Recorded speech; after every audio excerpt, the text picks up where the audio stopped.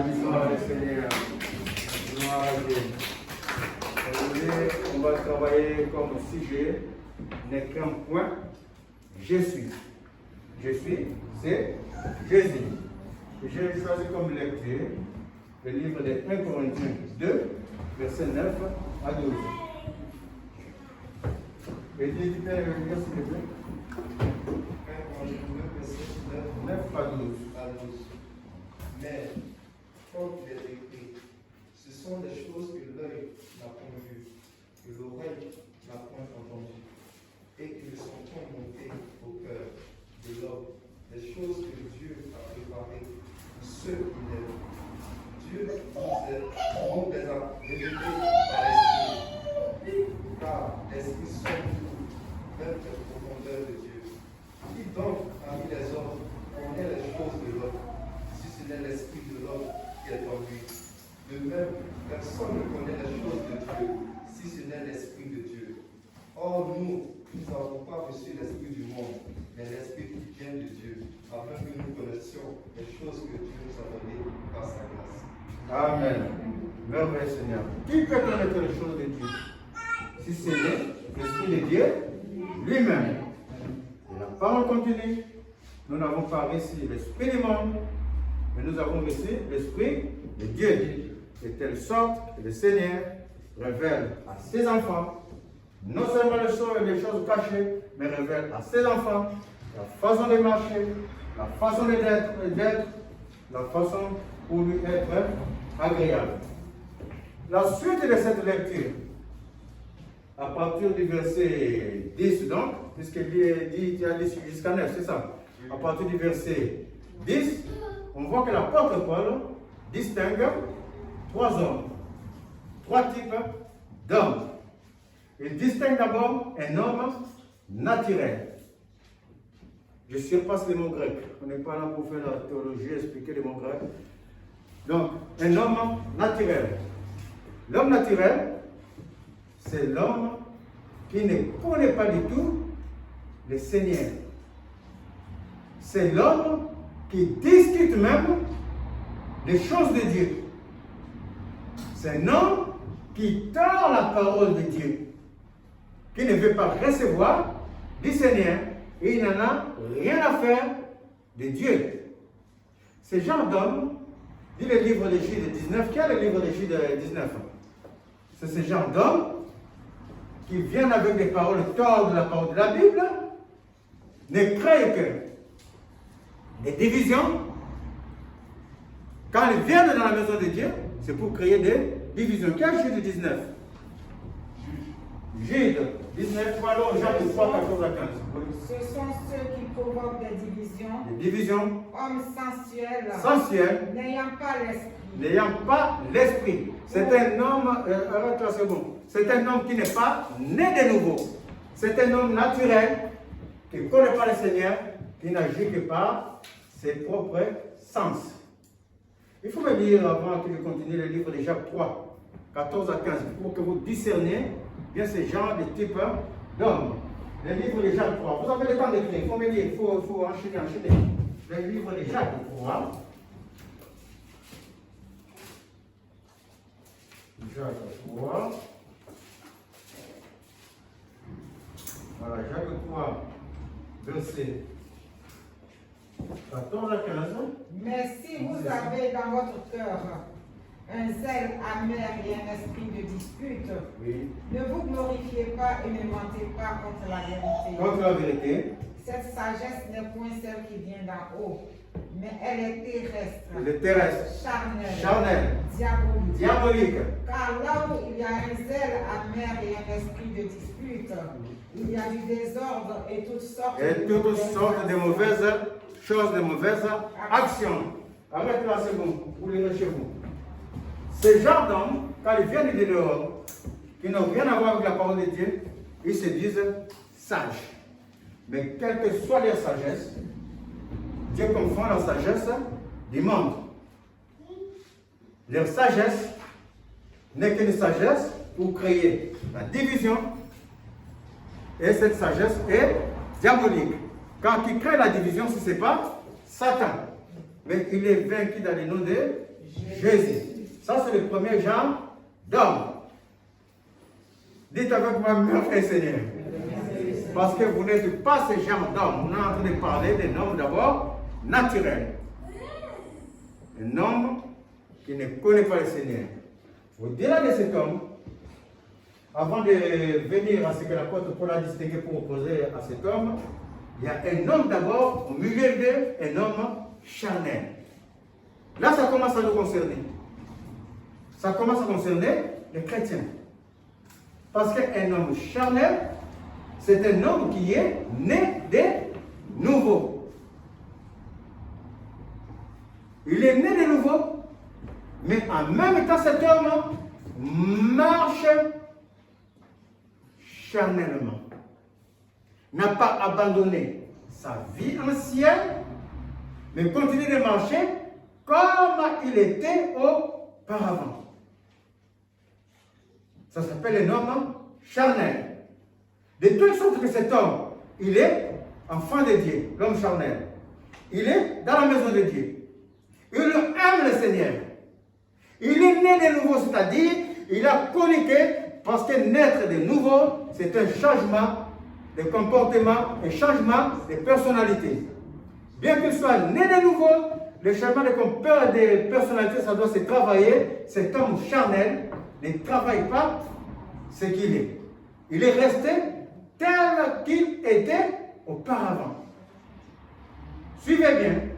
Il est né de nouveau, mais vit charnellement, dans sa conduite. Ce qui fait que cet homme charnel ne peut pas progresser spirituellement. Est-ce que vous êtes en train de suivre? Il est resté que dans des choses élémentaires de la vie.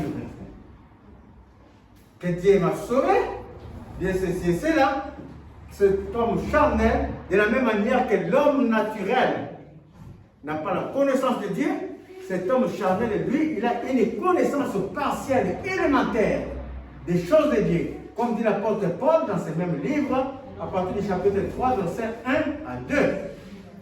C'est des hommes qui se disputent à moi, je suis d'Apollos, moi je suis ceci, moi je suis de cela, il y a l'impudicité dans Corinthe, je tolère.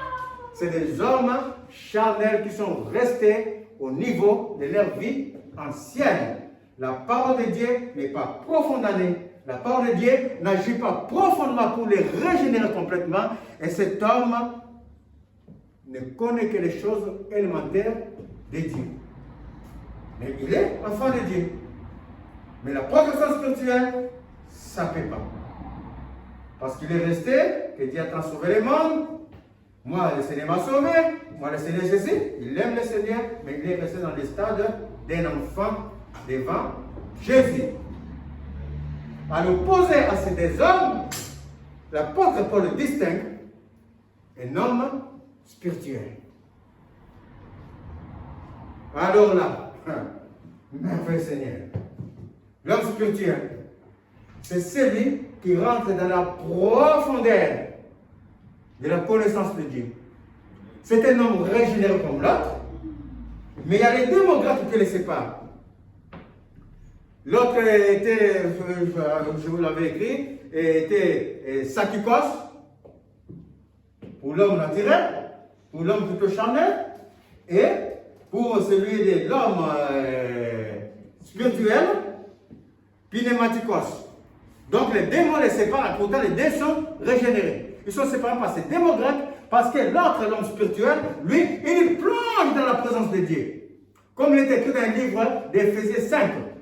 Il cherche le Seigneur par des chants, par des cantiques, par des prières. Sa vie a complètement changé. Quand tu vas vouloir lui faire ceci, il va t'étendre la joue droite. Tu as blessé la joue gauche, il va t'étendre la joue droite. C'est cet homme-là. Est-ce que je suis en train de vous dire que si on t'étape dans la joue droite, tu es gauche, tu tends la droite? Est-ce que je suis en train de dire cela? Non. Mais je suis en train de dire, quand on est en train de te taquiner, on est en train de taper ta joue gauche. Et toi, au lieu de répondre, tu t'en vas. C'est comme ça que tu as tendu ta joue droite. Et tu t'en vas. La personne est restée dans la confusion. Est-ce que vous êtes en train de suivre? C'est cet homme spirituel qui rentre dans la profondeur de Dieu.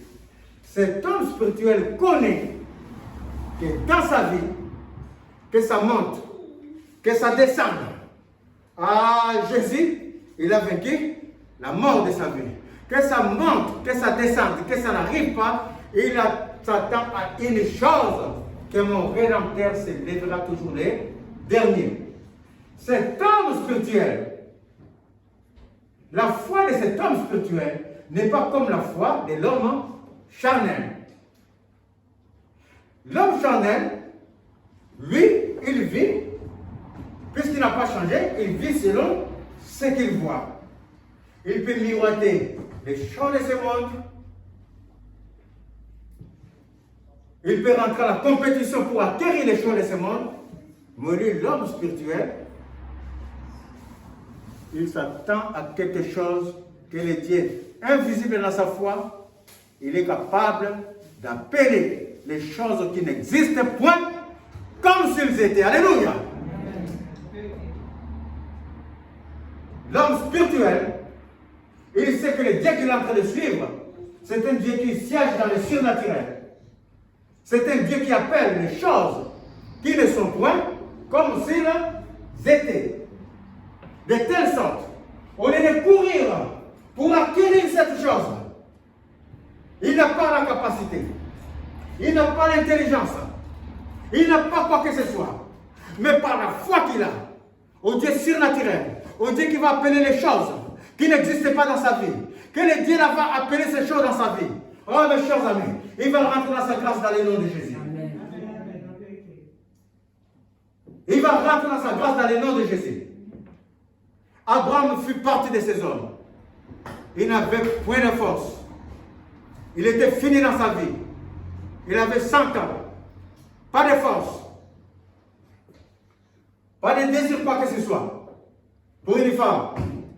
Mais Dieu les renouvela et Abraham eut l'enfant de la promesse à 100 ans. Alléluia. Et Abraham dit dans sa parole, Dieu est capable d'appeler ce qui n'existe pas dans ma vie et le mettre devant moi. Alléluia. Parce que mon Dieu s'appelle Jésus.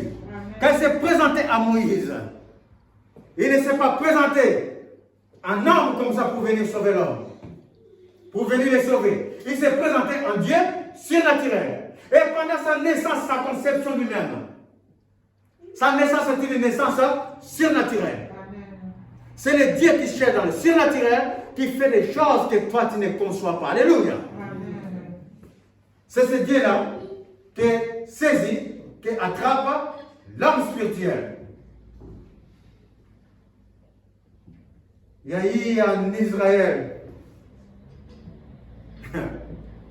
à une certaine époque, lointaine, où il y avait la méchanceté, où il y avait l'esprit démoniaque, des démons qui se répandaient, qui faisaient du mal vis-à-vis. Et Élie le Tchibite se leva. Parce qu'il avait foi en ce Dieu-là du surnaturel. Élie invoqua le Dieu surnaturel. Invoqua le Dieu qui peut tout. Invoqua le Dieu qui peut changer les donnes. C'est ce que je suis en train de te dire aujourd'hui. Si tu crois que ta vie est finie, si tu crois que tu ne vas pas arriver à avoir ce que tu désires, si tu crois que ta vie, même les gens te disent que tu ne peux pas, arrête. Arrête même de prier. Ce que je suis en train de te dire, que Abraham est un Dieu qui appelle ce qui n'existe pas, comme si cela était dans ta vie. Alléluia. Et je suis en train de dire, aujourd'hui, ce que tu es en train d'espérer, tu vas rentrer dans ta grâce dans le nom de Jésus. Je suis en train de te dire, ce que tu as toujours espéré dans ta vie, que tu n'as pas pu avoir. Je l'appelle aujourd'hui de l'invisible. Je l'appelle aujourd'hui de l'invisible. Je l'appelle de l'invisible au nom de Jésus. Jésus n'a-t-il pas dit à Jaïrus, quand Jaïrus a envoyé les gens pour appeler Jésus, pour aller ressusciter sa fille était déjà morte. Et les gens sont venus dire à Jaïrus, arrête de continuer les maîtres, ta fille est déjà morte. Jésus a dit à Jaïrus, toi, crois seulement. Amen. Je suis capable. Toi, crois seulement. Je suis capable. Et Jésus alla ressuscita la fille de Jairus en son nom. En son nom, dans le nom de Jésus. C'est dans le nom de Jésus que je suis en train de parler. C'est dans le nom de Jésus que je dis maintenant à toute situation. À toute situation qui vous rend incapable. À toute situation qui a été bloquée. Peut-être par les ordonnances. Mais la parole déclare, Dieu par sa l'œuvre de la croix a effacé les ordonnances, les autorités. Il les a exhibées publiquement à l'œuvre de la croix dans la honte. Il a effacé par son sang les ordonnances qui étaient rédigées contre nous. Je lève le sang de Jésus. Je lève l'œuvre de la croix. Je lève l'œuvre de la croix en vous. Que toute ordonnance soit effacée maintenant par la puissance du nom de Jésus. Afin que vous rentrez dans votre grâce. Que la grâce qui est en train de traîner, la grâce qui est en train de traîner, que cette grâce maintenant je l'appelle du surnaturel. J'appelle cette grâce du monde céleste. Recevez ça dans le nom de Jésus. Et saisissez au nom de Jésus. Élie, le tribut s'est levé contre 900 prophètes de Baal. Reine de fécondité, de côté avec ces prophètes, le Baal de l'autre. 950 ou 850. Élie était seul. Mais Élie croyait à un Dieu qui pouvait tout faire dans sa vie. Les 900 représentent des grandes tribulations. Les 900 prophètes de Baal représentent des grandes tribulations dans nos vies, mais des tribulations spirituelles qui ne sont pas les moindres. Au spirituel, il faut un spirituel pour vaincre. Parce que les choses de l'homme sont charnelles. Les charnels, il sait comment agir dans les choses charnelles. De telle sorte que toi, qui es en train de suivre l'enseignement du Seigneur, toi qui marches selon le Saint-Esprit, si tu vas ensemble avec ceux qui ne marchent pas selon la parole de Dieu, et que tu trempes dans l'air magouille, toi tu vas rester et lui, il va sortir. Parce que lui, il connaît comment sortir dans les charnels. Mais toi, tu es spirituel, tout en sachant que les choses charnelles sont commandées par les spirituels.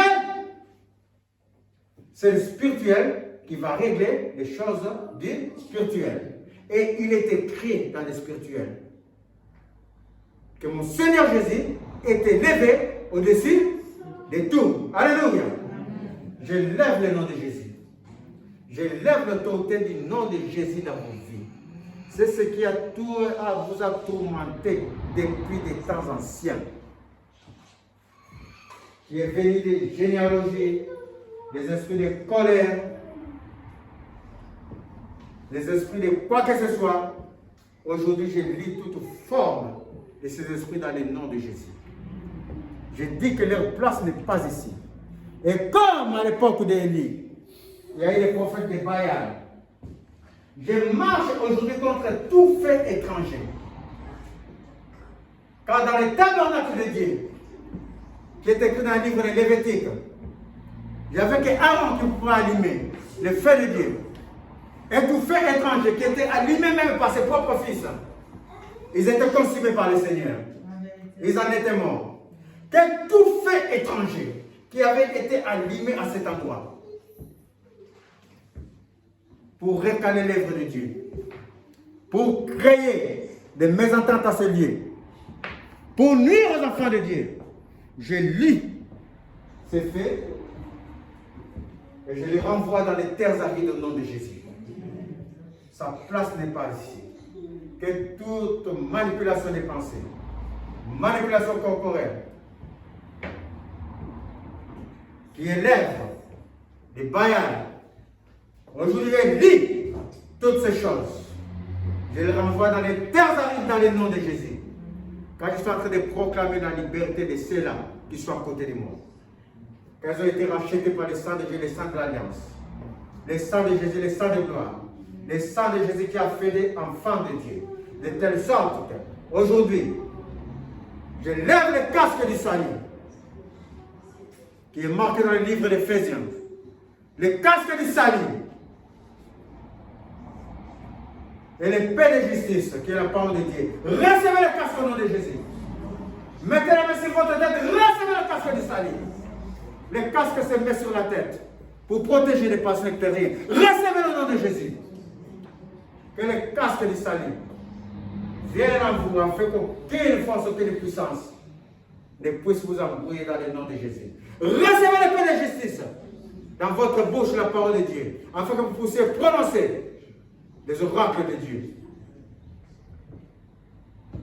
Il y avait dans un livre de Marc, je crois, les lépreux. C'est Marc 1, c'est ça? Marc 1, 46, c'est quelque chose comme ça, là, les lépreux. Voici ces lépreux. Il a vu un jour Jésus passer. Et ce lépreux a pris là le Seigneur. Qui l'a trouvé? Marc 1. Oui. Marc 1, 40 et quelques, je crois. Oui, lisez-moi. Il faut me le dire. Oui, Marc 1, 40 et 42. Un lépreux. Et se jetant à genoux, il lui dit d'un ton sur... Non, commence au départ, commence au début. Ça commence là? Oui, D'accord. un lépreux vint à lui, Oui. se jetant à genoux, il lui dit d'un ton suppliant, si tu le veux, tu peux me rendre pur. Tu peux me rendre pur.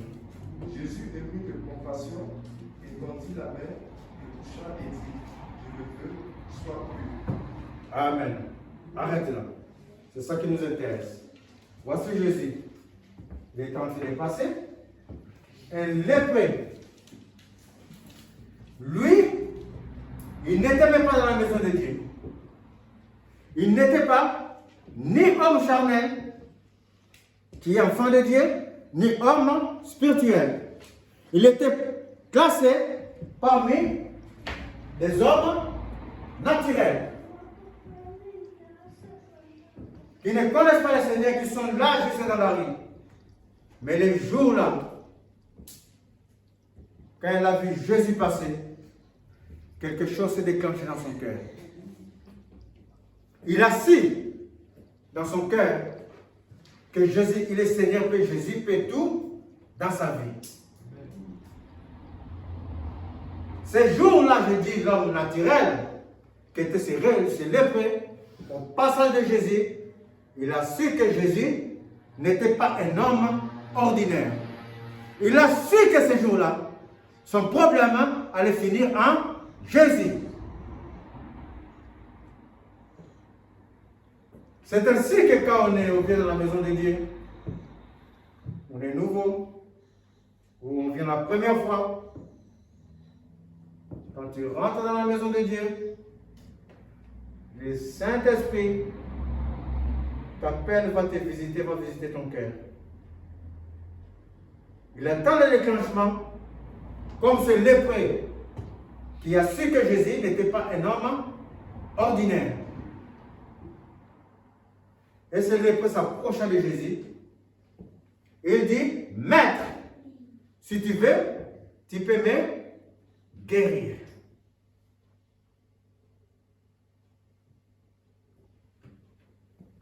Et que fait la réponse de Jésus? Oui, je le veux, sois guéri. La réponse de Jésus était certaine. Mais la démarche du lépreux, c'est ça qui est considérable. Il ne priait pas, dit la parole ne dit pas qu'il priait. La parole ne dit même pas qu'il était pharisien. Jésus va l'envoyer plus tard à la synagogue. Mais ce lépreux a su ce jour-là que Jésus n'était pas un homme ordinaire, que son problème était fini. Parce que le Seigneur est là. Maître, si tu veux, tu peux me guérir. Et Jésus lui dit, oui, je le veux, soit guéri. Et celui qui veut guérir de quelque chose, que celui qui veut guérir de quelque chose, là, je ne parle pas de maladie, je parle de toute condition, de toute situation. À la lèpre, c'est quelque chose qui frappe la peau, c'est tout ce que nous pouvons vivre dans notre vie.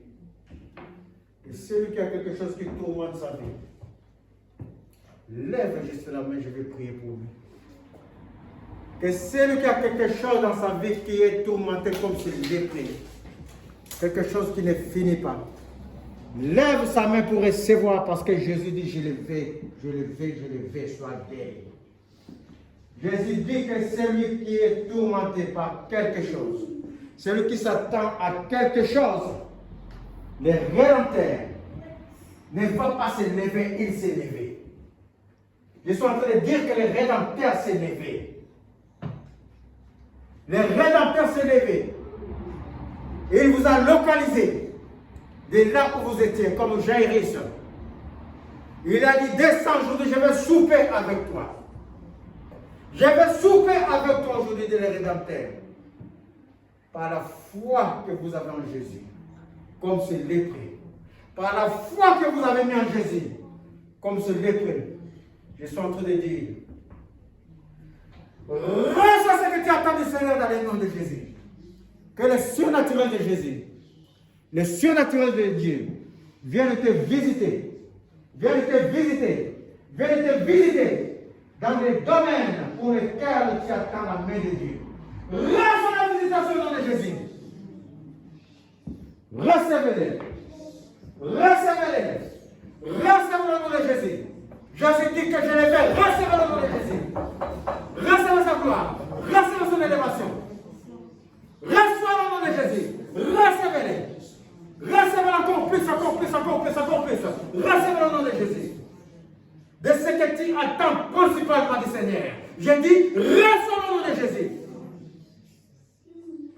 Dites avec moi comme ce n'est pas, Seigneur, si tu veux, tu peux me guérir. Tu peux m'enlever ce qui m'embête. Tu peux me donner ce que je désire. Jésus vous dit, je le fais. Recevez le nom de Jésus. Recevez. Que cela soit manifesté dans votre vie. Recevez le nom de Jésus. Oh, gloire et élévation à la le surnaturel de Dieu, il se désire. Vous connaissez la vie de Jairus, que je nommais tout à l'heure. Il était court. Un homme court, devant beaucoup d'hommes qui suivaient Jésus. Il était au milieu comme ça, en bas. Il ne peut pas bouger pour suivre. Parce qu'il veut suivre, là il est comme noyé. Il ne peut pas. Il a péché. Comme toi aujourd'hui. Tu peux être en péché tout simplement parce que tu es dans la timidité. Tu peux être en péché tout simplement parce que tu es dans la curiosité, tu veux comprendre. Les affaires de Dieu, ça ne se comprend pas. La parole de Dieu, ça se saisit. Ça ne se cogite pas. Ça se saisit. Recevez la compréhension au nom de Jésus. Recevez le nom de Jésus. Ça se saisit. Et comme c'est monsieur court,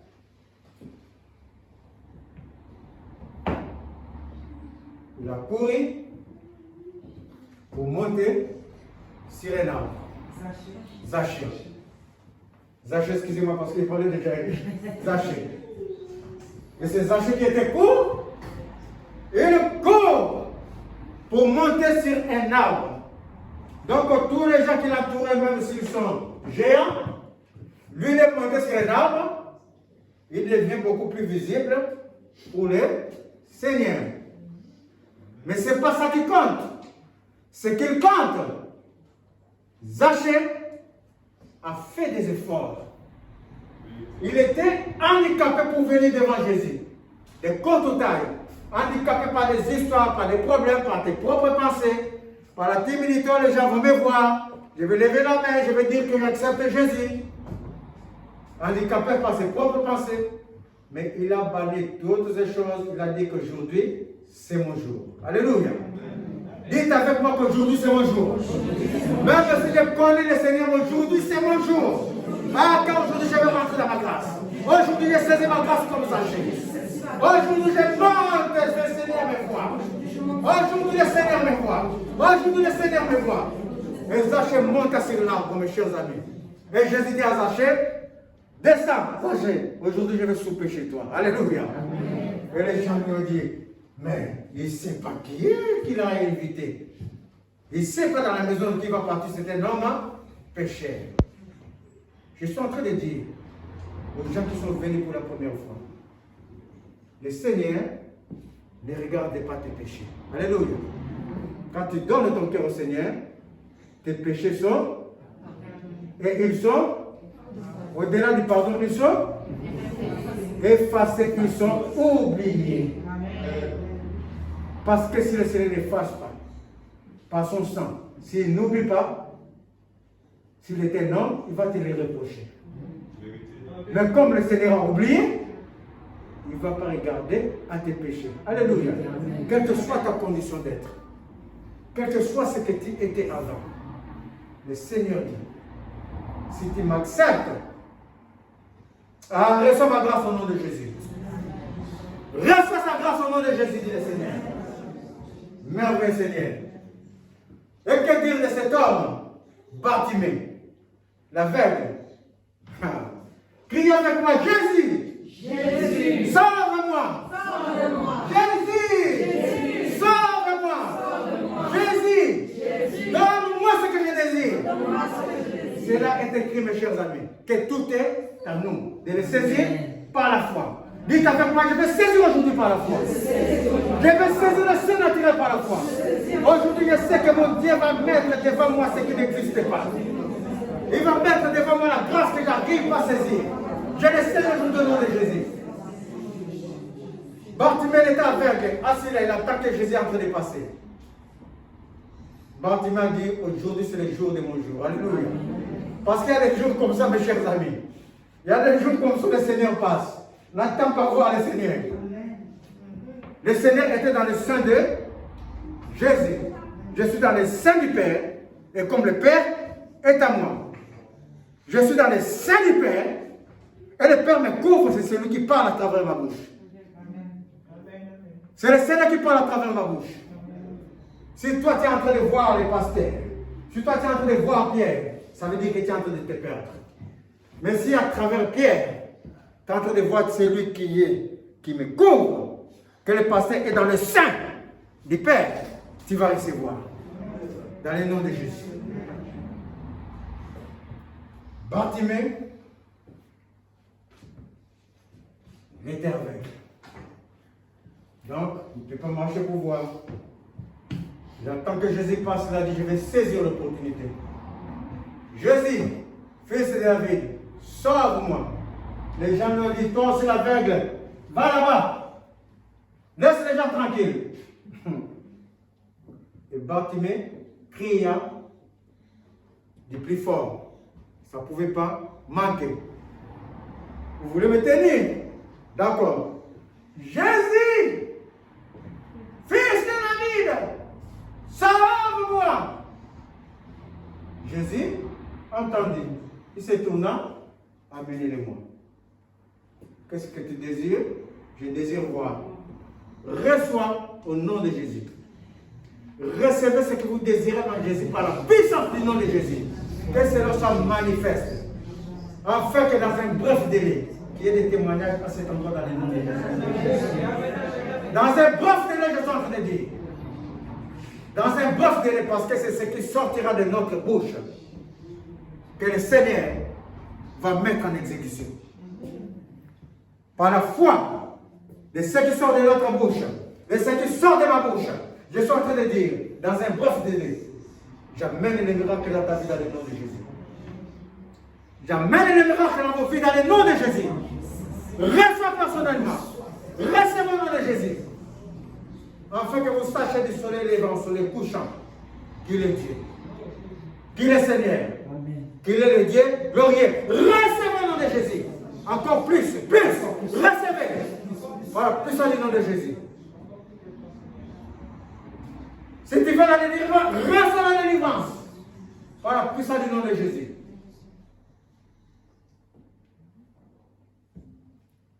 Et les grâces particulières, reçois le nom de Jésus. Chacun selon son espérance.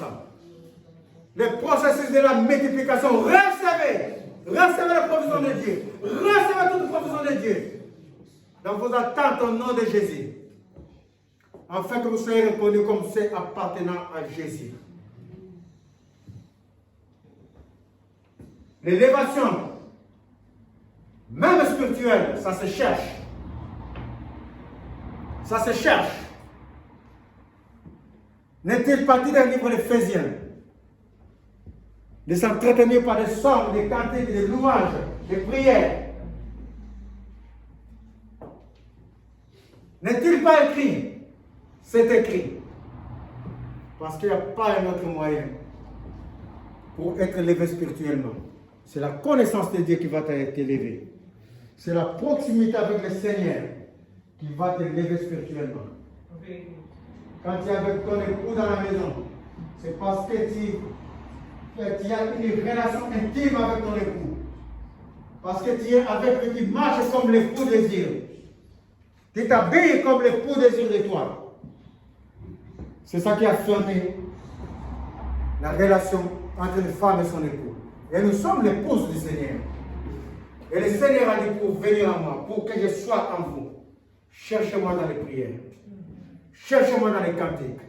Cherchez-moi dans les habits blancs que moi j'aime. Les habits blancs sont des œuvres des saints, des œuvres justes, des œuvres de vérité. Cherchez-moi dans ces vêtements-là. Et vous verrez si moi, si ma main ne sera pas avec vous.